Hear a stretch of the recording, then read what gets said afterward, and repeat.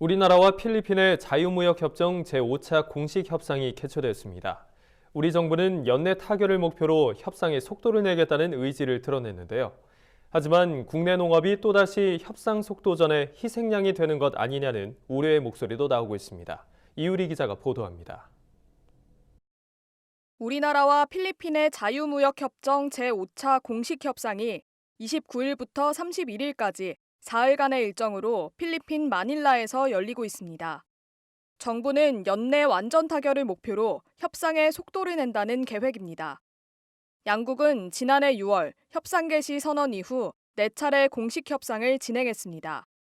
특히 지난해 11월 한 필리핀 정상회담을 계기로 상품 부문에 대한 조기 성과 패키지 우선 합의를 통해 FTA 타결에 대한 양국의 의지를 확인한 바 있습니다.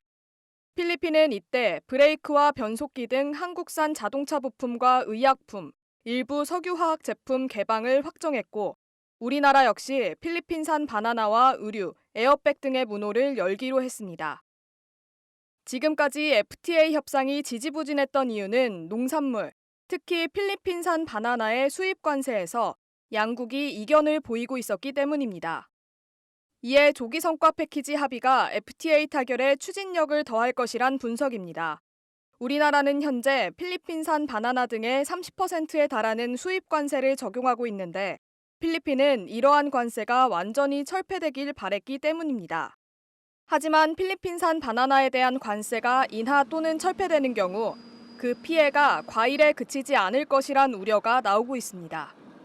우리나라는 2019년 기준 필리핀으로부터 곡식 과일류를 2억 3천만 달러만큼을 수입하고 있는데 그중 바나나가 대부분을 차지합니다. 관세청 수출입 무역 통계에 따르면 2019년 우리나라가 수입한 바나나는 36만 8,373톤에 달합니다. 그중 약 78%인 28만 6,916톤이 필리핀산이었습니다. 우리나라는 필리핀이 속한 아세안과 2007년 다자간 FTA를 체결했지만 필리핀산 바나나를 관세 인하 또는 철폐 대상에서 제외한 바 있습니다. 그럼에도 필리핀산 바나나가 압도적인 점유율을 기록하며 한국 시장을 지배하고 있는 겁니다. 간식거리였던 바나나는 최근 아침 식사 대용이나 다이어트를 위한 건강식으로 주목받으며 시장을 점점 넓혀가고 있습니다. 과일 시장을 넘어 쌀 시장까지 위협할 가능성이 높은 겁니다. 또 과수농가들의 직접적인 피해도 우려됩니다. 연중 생산되는 바나나의 특성상 우리나라의 모든 과일들과 경합이 이뤄지기 때문입니다.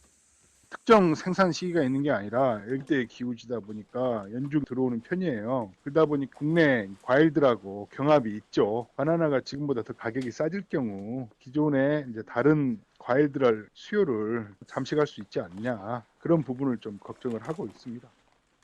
정부가 필리핀과의 FTA 협상을 가속화하며 바나나의 문호를 개방하기로 결정한 가운데 우리 농민들의 피해를 최소화하기 위한 보다 면밀한 협상이 이어져야 할 것이란 지적이 나오고 있습니다.